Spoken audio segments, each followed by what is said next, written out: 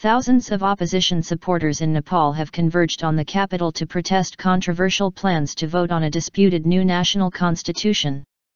Nepalese police on Saturday fired tear gas and water cannon at the protesters in Kathmandu, as anger mounts over the planned vote.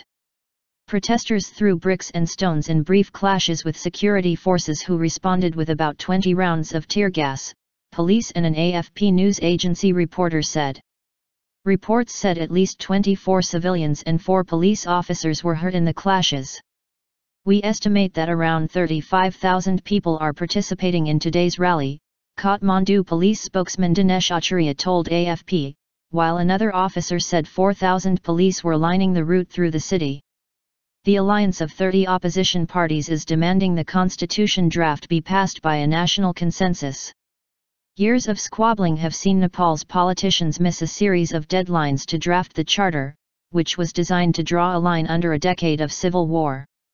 Kathmandu-based journalist Dinesh Acharya told Al Jazeera that the protest was not over the draft charter, but how to produce it. The government's push last month to hold a vote, rather than seek agreement on disputed terms of the constitution, sparked protests including inside the parliament itself. Political deadlock. As thousands poured into an open meeting ground in the heart of Kathmandu, Maoist party chief Pushpa Kamal Dahal, known better as Prachanda, addressed cheering supporters and said, "Today's demonstration clearly shows how powerful we are. Our strength should not be underestimated, otherwise the ruling parties should be prepared to face the upcoming challenge," he said, warning of fresh protests unless lawmakers abandoned plans for a vote and returned to the negotiating table.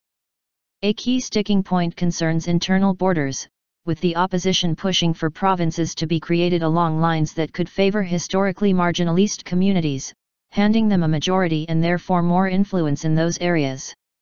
Other parties have attacked this model, calling it too divisive and a threat to national unity.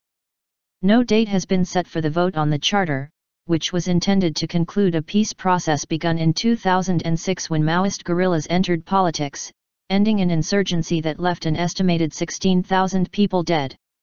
The Maoists, who headed the first post-revolution government in 2008, failed to complete the constitution drafting due to political differences, resulting in fresh elections in 2013.